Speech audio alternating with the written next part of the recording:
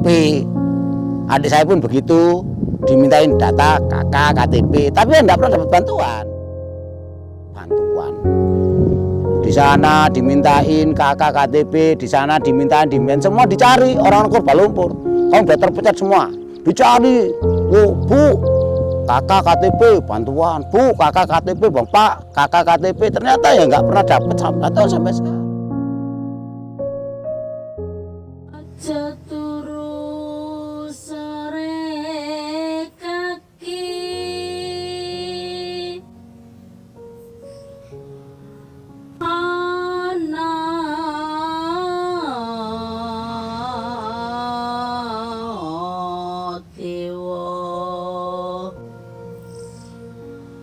Nganglang jagat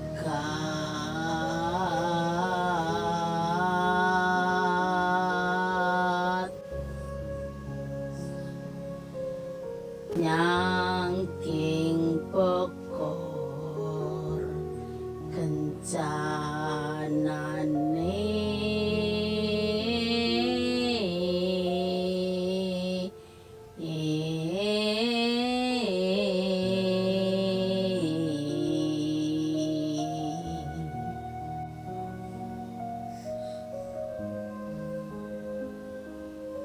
isine to ngata tulak.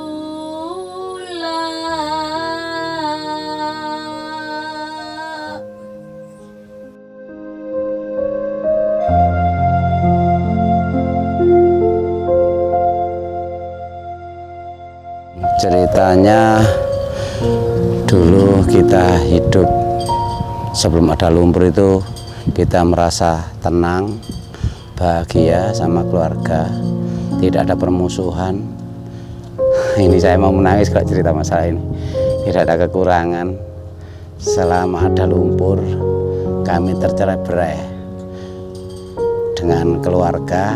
Bahkan saya sendiri ditinggal istri, ditinggal entah kemana kita tidak tahu. Anak saya masih umur kelas 4 ditinggal ibunya. Dan sampai sekarang nggak ada kejelasan ibunya mati atau hidup, nggak tahu. Dan sekarang saya hidup bersama anak saya selama 20 tahun selama ada lumpur seperti ini. Kita hidup sebisa-bisanya karena kita juga tidak punya apa-apa. Dulu punya rumah, sekarang sudah, walaupun sekarang punya, tapi ya begitu keadaannya. Anak saya ya dulu tidak seperti itu, sekarang seperti ini keadaannya. Dan saya hidup di kampung orang. Ya, bukan saya sendiri, tapi semua merasakan seperti saya. Semua korban lumpur. Bahkan saya sendiri sudah kehilangan 4 saudara meninggal akibat ya tekanan lumpur, dalam artian tidak ada kejelasan ganti ruginya, ngenes gitu loh. Gitu. Ibu saya juga meninggal. Kapan dibayar? Selalu tanya sama saya, kapan dibayar, kapan dibayar.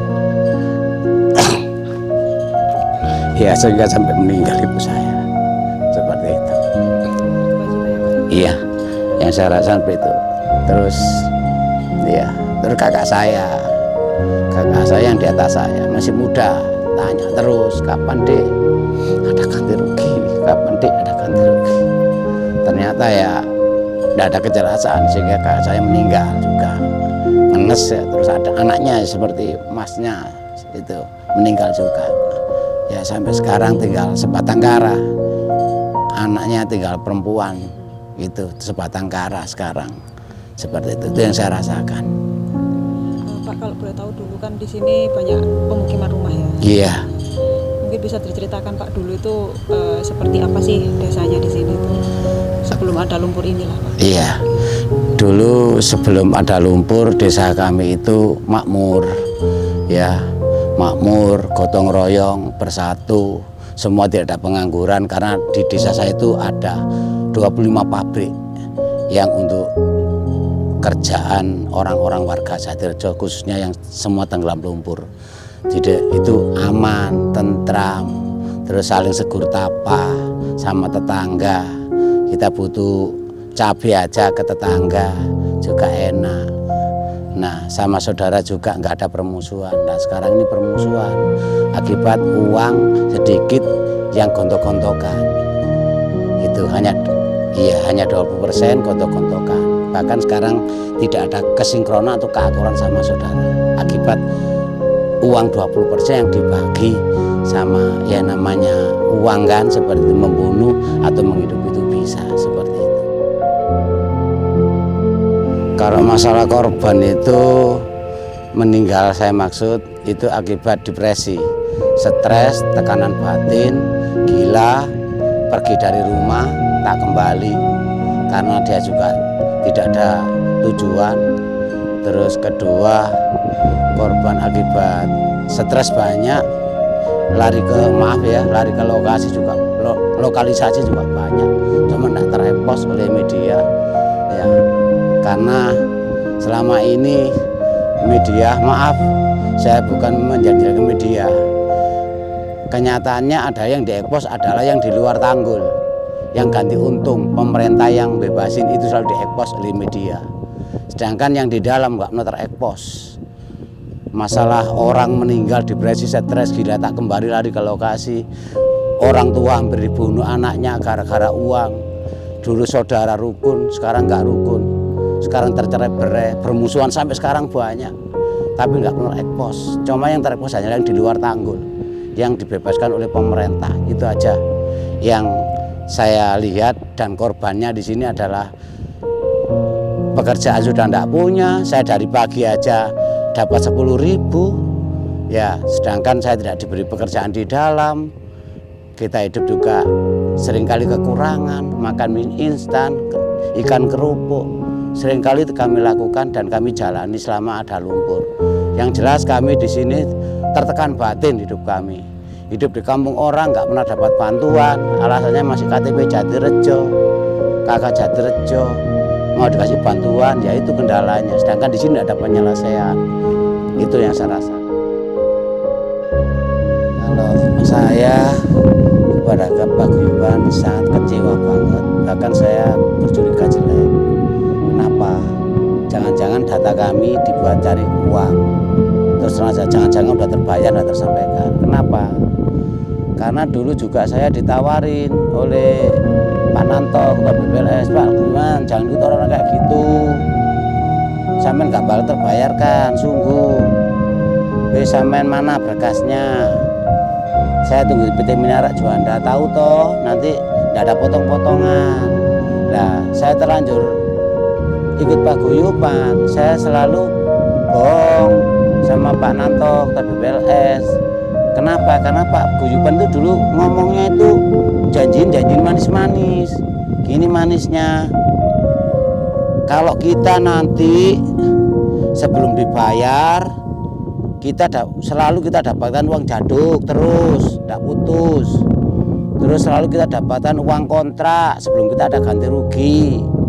Terus kita akan dapatkan uang sewa lumpur, ada begitu. Dan semuanya dihargai 1 juta per meter untuk tanah, 1,5 juta untuk bangunan. Itu mereka semuanya. Kalau kita enggak, nanti kita akan 5 juta, minimal 3,5 juta. Tapi biarin mereka dibayar dulu, kita belakangan. Kalau kita nanti dibayar dulu, nanti semuanya minta seperti kita, gitu. Saya terkecohnya dari situ. Kalau semua terselesaikan, baru kita dibayar, katanya begitu. Nah sekarang ini sudah semua terselesaikan tahun 2016. Dulu kita kok nggak dibayar-bayar sampai sekarang, gitu loh. Sampai 20 tahun kami menderita, nggak pernah dapat bantuan dari pemerintah. Covid nggak pernah dapat, kita kerja nggak boleh. Lurah yang saya ikuti di sana itu kan, kebetulan saya itu kan juru kunci.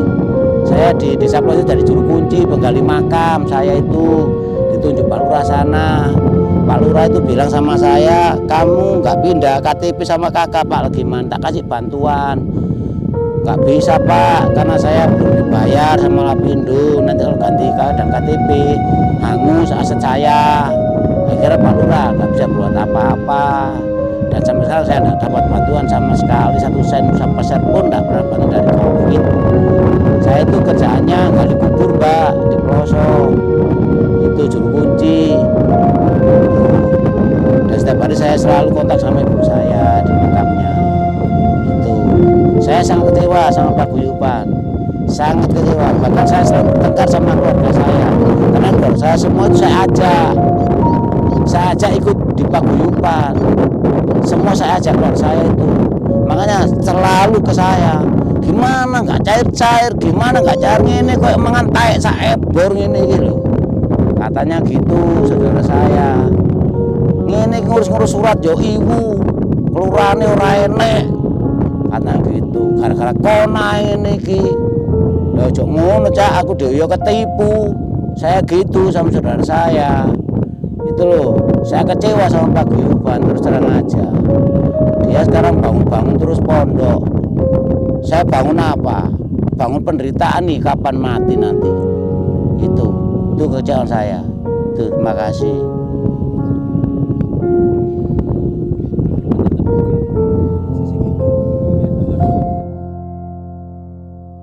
Taman Injak ini di bawah ini adalah rumah, ada masjid, makam di situ, makam umum, makam orang tua saya, ya. Itu di sini tuh rumah semua, bukan di sini sebetulnya bukan seperti ini. Di saya sekarang ini gimana ya? Namanya orang kecil nggak bisa berbuat apa-apa. Orang semua sekarang ini banyak yang mati karena mati muda, banyak. Kakak saya aja meninggal, ibu saya aja meninggal, saudara ibu saya 1 paket itu meninggal, dan saya tidak bisa makan 1 bulan pernah, tidak bisa makan. Itu, jadi saya di sini itu mewakili seluruh warga korban yang sampai sekarang tidak ada kejelasan ganti ruginya. Bahkan kami sendiri merasa umurnya tidak ikut punya. Umur kita hanya 24 jam. Kita nanti tidur, besok nggak kembali, kita juga nggak tahu. Umur kita hanya 20 jam, bukan tahun-tahunan. Itu. Lah kalau saya sudah meninggal, anak saya tahu apa nanti? Nggak tahu apa-apa, masalah lumpur. Nggak tahu apa-apa. Kita ini aja tanah atas nama saya. Pajak juga atas nama saya. Nah, kenapa kok dipersulit gitu loh ganti ruginya? Sedangkan kemarin ada yang terlunasi. Sekarang kok kami yang 96 orang itu nggak terlunasi, itu apa masalahnya? Karena di sini banyak sekali orang-orang yang ikut kelompok-kelompok gitu loh. Ada yang paguyuban, ada yang GALN, ada yang tim 16, semua terselesaikan. Kenapa paguyuban dari pondok pesantren tidak bisa cair? Saya ikut di situ. Alasannya dulu bla bla bla bla macam-macam. Kalau dulu semua terselesaikan, ganti ruginya 2016 terselesaikan, baru kita dilunasi. Kita akan dituntut tuntutan kita seperti ini. Ternyata semua terselesaikan tahun 2016 oleh Pak Jokowi. Kenapa kita sudah 20 tahun nggak bisa cair? Apa masalahnya? Kita tidak berani lepas dari paguyuban. Kalau kita lepas, kita nggak bisa masuk lagi, kita ditelantarkan. Seperti itu. Kalau ingin tahu kejelasannya, lanjut. Subhanallah. Kenapa? Apa salah saya? Karena selama ini saya itu hidup saya sudah terlunta-lunta. Saya 20 tahun ditinggal istri 2006 sampai 20 tahun saya nggak punya istri, saya berawal saya.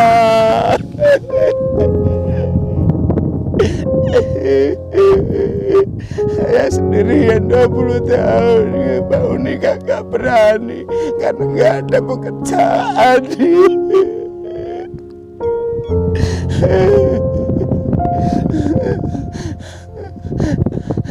Saya tidak punya apa-apa. Sekarang saya mau mengadu-ngadu kemana? Saya sakit aja, tidak ada yang merawat. Saya sampai sakit aja mau ketabrak mobil, pernah beli obat karena mata saya juga nggak aman seperti orang-orang. Saya tidak ada yang merawat, saya hidup sendiri.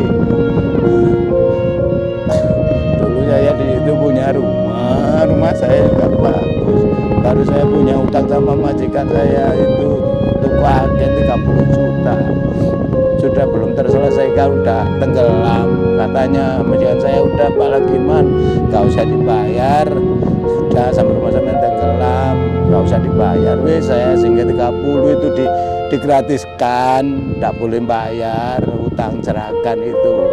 Bikin rumah, saya tempati 8 tahun, udah tenggelam.